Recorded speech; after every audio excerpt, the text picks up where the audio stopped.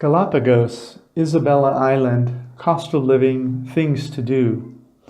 I wrote this Galapagos, Isabela Island, cost of living, things to do post to save your time and money. This Galapagos, Isabela Island, cost of living, things to do guide includes small town beach feeling, how to get there, interesting facts, top things to do, walking tour, accommodations, restaurants, nightlife, livability factors, cost of living, and final thoughts. Isabela Island, small beach town feeling. This is Dan from Vagabond Buddha.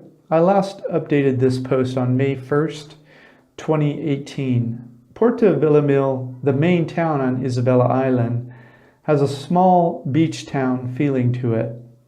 There are several bars on the beach playing top 40 international music, but when your feet are in white sand while you admire pastel blue waters as a parade of colors crawls across the sunset sky, you just feel content. So it feels more like a beach town than a fishing village. Plus, Isabela had two of our favorite day tours, Tintoreras and the tunnels. We saw more animals on these tours than anywhere else in the Galapagos. I can't say enough about the sunsets here in Porto Villamil. About 50 meters past Iguana Crossing Boutique in front of La Jungle, there is a small shack facing the beach called 𝐷𝐻 Bar, where they have 2-for-1 drinks at sunset. They also have a volleyball net and hammocks. Don't miss it. There's something about small beach towns with great sunsets that put me at ease. I could live here and write my first novel. I share my travels and include affiliate links. If you buy something using an affiliate link, you pay nothing extra, but I make a small commission. If you'd like to learn how to make money online or how to live internationally with less money than you spend at home, click here and get a free copy of my ebook. Don't take notes as you listen. Everything I say is in writing with Google Map links to everything I discuss, including my free video walking tour. Just click the link in the notes below this YouTube video. At that link, you will also find a free downloadable PDF of this guide, including Google Map links. So just enjoy as you listen. Isabela Island, how to get there. Flights to Galapagos. You can fly into either of the two airports in the Galapagos Islands, Google Map with Baltra Airport or San Cristobal Airport. We found the best rate on our flights using Skyscanner. Skyscanner has been consistently lower, so we quit using other search engines. We flew into Santa Cruz Island, Baltra Airport, and spent 7 nights exploring there before heading to Isabela Island. The ferry to Isabela Island. We took the ferry to Isabela Island from Santa Cruz Island. The ferry cost $30 per person and took about 2 hours. Luckily, the ocean swells were running parallel to the boat's direction, so we didn't feel motion sickness. You can buy your ferry tickets across the street from the pier where you catch the ferry, Google Maps link. Do not bring illegal drugs to the Galapagos. Both airports and 100% of the island transfer ferries use drug-sniffing dogs, and humans search the entire contents of your luggage. Before discussing the top things to do in Isabela Island, here are some interesting facts from Wikipedia about Isabela Island. Interesting facts. I already covered the volcanic origin of the Galapagos and the approximate age of each island in my Santa Cruz Island Galapagos post, link provided. At that post, I also discussed Darwin, the theory of evolution, and how a high percentage of plants, birds, reptiles, and sea life in the Galapagos exists nowhere else on the planet. Isabela Island has 6 volcanoes. There are 6 volcanoes that created Isabela Island. The highest is Wolf Volcano at 1,707 meters. That's 5,600 feet above sea level, which last erupted in 2015. All 6 volcanoes are believed to be formed by a mantle plume. That's a tube through the Earth's rock surface that allows lava to flow to the surface, called the Galapagos hotspot. The Galapagos were created from lava and are the most volcanically active place on Earth. There's a radar station on the Wall of Tears self-guided bicycle tour. There are stairs going from the Wall of Tears to a peak with Pacific Ocean views. Up those stairs, you'll see a platform where the USA once built a radar station. The radar station was torn down a few decades ago to build a church roof in 𝐴𝐴𝐵𝐿𝐼𝐿. However, during World War II, the radar station was used by the USA as an early warning device to protect the Panama Canal from Japan and Germany. Tortoise species. Isabela's large size and harsh topography created natural barriers that cause separations of species. So several different tortoise subspecies developed in those isolated zones. Whales and dolphins. The west coast of Isabela Island in the Bolivar Channel is the best place to see whales and dolphins in the Galapagos. Isabela Island, top things to do. These are in order of our most favorite first. The Tintoreras Tour. The Tintoreras Tour cost $105 USD per person. A 16-seater, 2-engine speedboat took us 30 minutes west of 𝐴𝐵𝐿𝐼𝐿 along the beach. The boat went over the top of crashing waves and maneuvered through lava channels with crystal clear seawater, as shown in the picture. You jump off the boat, and the guided tour describes the land formation and birds in the area. We saw blue-footed boobies and frigates. Then we went snorkeling with many wild sea turtles, sharks, sea lions, sea horses, and many fish in multiple snorkeling locations in their natural habitat. They served lunch on the boat and brought us home by 3 p.m. All of the tour operators sell this tour. Pay $5 extra to get the wetsuit. We didn't have an underwater camera, so the guide gave us copies of film from his GoPro, gratis. A film of our tunnels tour starts at 14:13 minutes in a YouTube link provided. Tintoreras Tour. Tintoreras Tour costs $35 USD per person. A 12-seater boat took us to the little island not far from 𝐴𝐵𝐿𝐼𝐿. We went for a 1-hour walk where we saw sharks, turtles, sea lions, golden rays, and red crabs all swimming within 3 feet of us on our path. We also went snorkeling and saw turtles and multitudes of fish. It ended with a boat ride where we saw pelicans and blue-footed boobies. We were back at the dock by 1 p.m. Film of our Tintoreras tour starts at 8 minutes, 6 seconds in the YouTube video link. Wall of Tears. Wall of Tears, Muro de las Lágrimas, as the locals call it. It's free entry. However, you can rent a bike to get there, $15 per day. It's 5 kilometers one way. This was surprisingly nice. We went with no expectation, with the intent of just getting exercise on a bike for a few hours. The Wall of Tears itself is not that interesting, but the hike on the left side of the wall to a view of the Pacific Ocean is worth the time alone. Go early to avoid the hot part of the day. On the way back, stop at each path and see where they lead. The surprising part of this is you really get a sense of how isolated this natural habitat is from humans.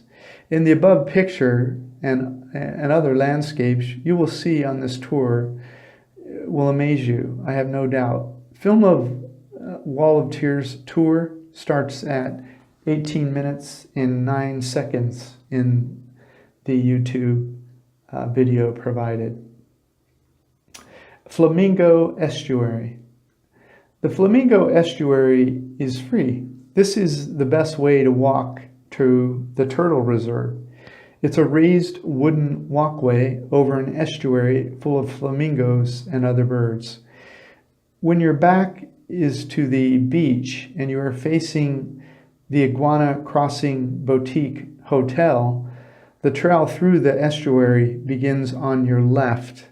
It seems like the walk through this estuary and path is about 2 kilometers or 25 minutes to the Turtle Reserve. We saw about 20 flamingos and many other birds. Film of our Flamingo Estuary tour starts at 4 minutes 31 seconds in the YouTube video provided. Tortoise Reserve. Free. They breed endangered tortoises here before releasing them into the wild. There's a nursery full of baby turtles of all ages and adult tortoises they are breeding to increase the turtle population on the island. This tortoise reserve is at the end of the Flamingo Estuary path described above. Next, Hotel 𝐕𝐴LBEMAO Beach. This is just a great white sand beach for taking pictures, relaxing in the shade or sun. There are a bunch of palm trees to sit under if you want shade, and lots of open white sand if you want sun. There's also a volleyball net and people playing from time to time.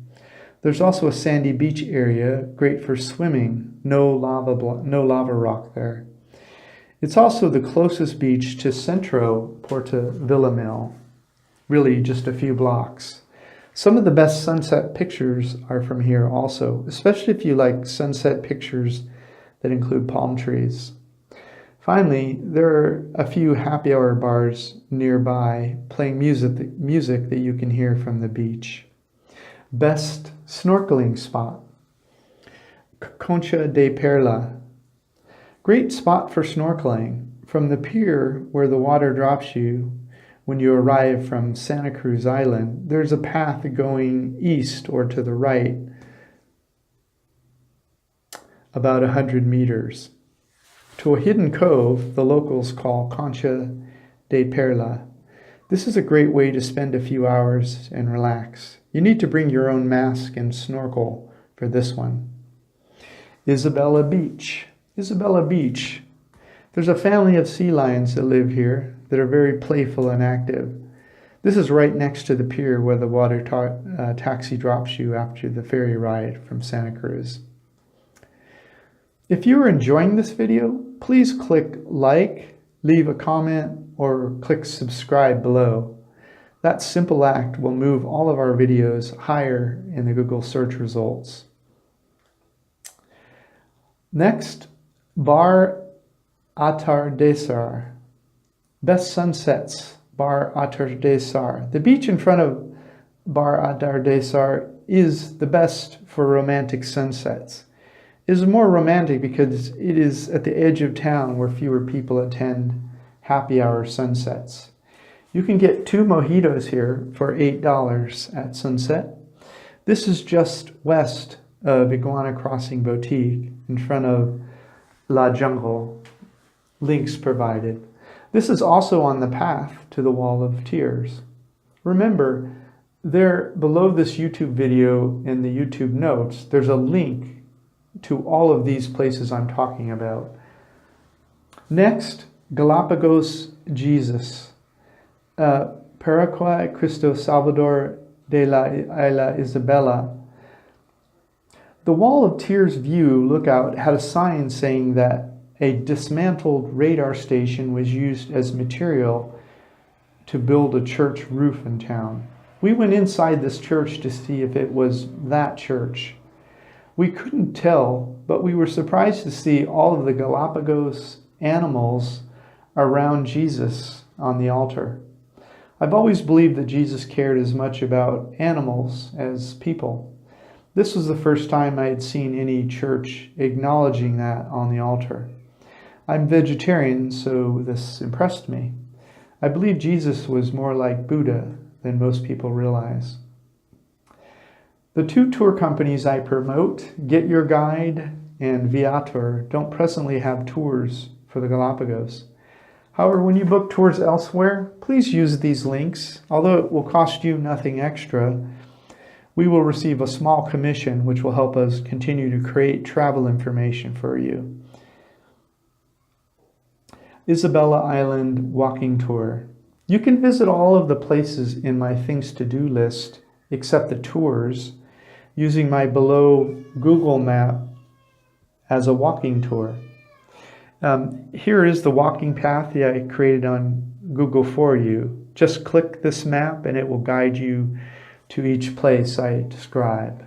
Again, it's at the link below the YouTube video. Buy a Claro 4G SIM in Guayaquil before boarding your flight to the Galapagos and load it with internet data so you aren't paying international roaming rates when you start clicking the links to all my suggestions. There is an embedded map on our blog post. Just go to and click the link below this YouTube video to see the embedded map or to follow the map. Isabela Island accommodations. Most people who come to Isabela Island stay in Porto Villamil. Here are my recommendations based upon your style and needs. Iguana Crossing Boutique. This is the most beautiful place we saw on Isabela Island.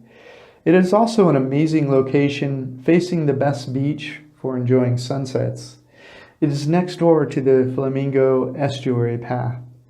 It is in a very quiet, secluded area of town, but everything interesting is within a 5-minute walk. Link provided. 𝐓𝐷𝐼𝐵 Hotel. This is a gorgeous beachfront boutique hotel with the best white sand beach on the island right in front of it. And then Posada Caminante. This is a moderately priced place with large rooms. A room with a private bath was $40 per night. This is where we stayed. There is a common area with hammocks and a common area kitchen if you like to cook. Normally we stay in Airbnb apartments when we travel because we like having a private kitchen to cook and we work part of the day, so it's nice to have a quiet area to work in a private apartment. But nothing we liked was available on the days we needed, so we stayed in the apartment above. But here is a Airbnb apartment, the centrally located place with its own private kitchen. On the day I checked, it was about $50 per night. Feel free to use that link.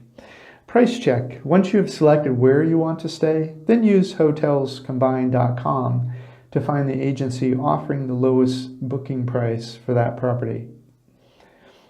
Isabela Island Restaurants.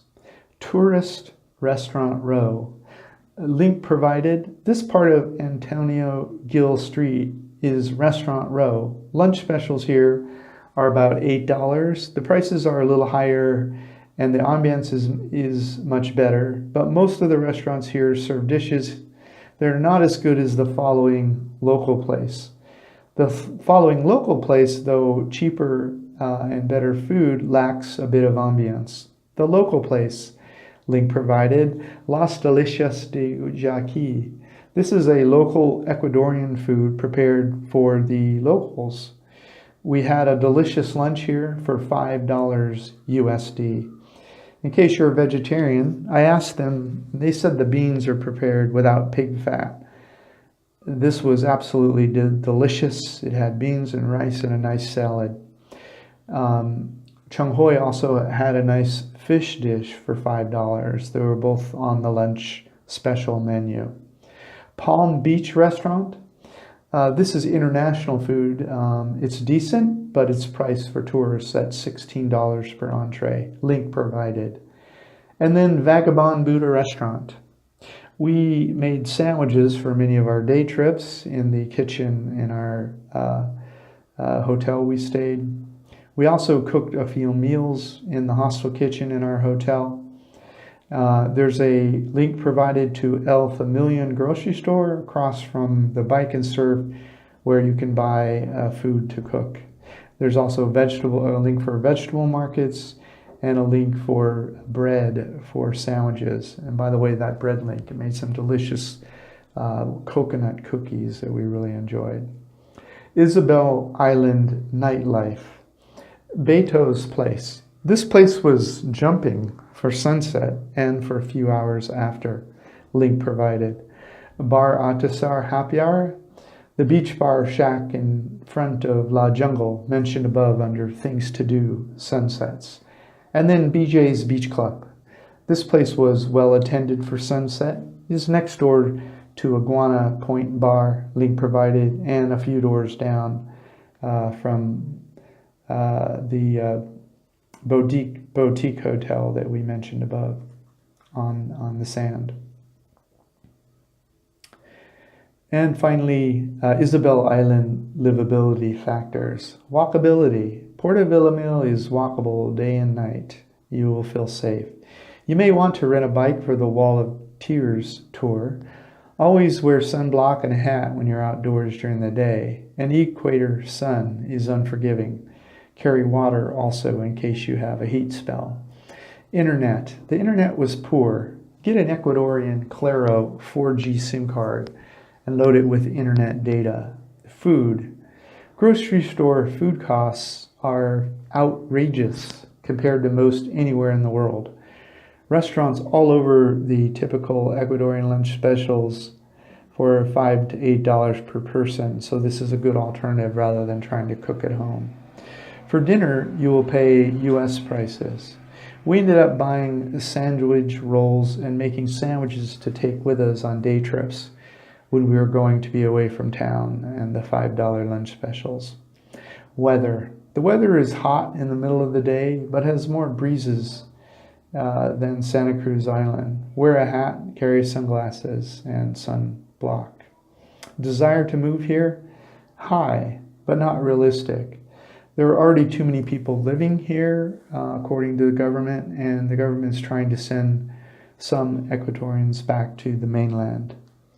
Isabela Island cost of living. Below is estimated cost of living 1 month in Isabela Island as a temporary visitor. Some of the estimates could be reduced as a long-term visitor or full-time expat, but there's no chance of living here. We didn't check into furnished apartment prices. The Ecuadorian government limits foreigners to 30-day passes to the Galapagos. So, monthly cost of living, low, medium, and high. Low would be like a backpacker would spend about $1,000 per month. A medium vacationer staying in a hotel room without a kitchen would spend about $1,600 per month.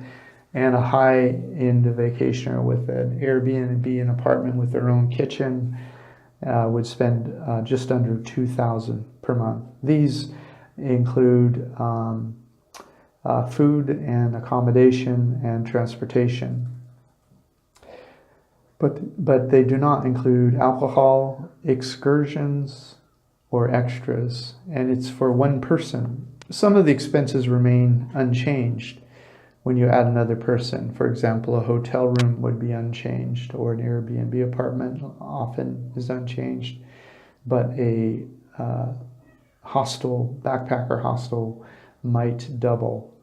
Final thoughts on Isabela Island. The combination of a laid-back, small, white sand beach island with fearless wild animals is very attractive. The sea life is also amazing.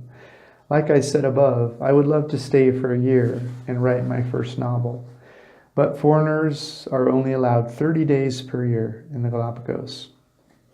The world is your home. What time will you be home for dinner?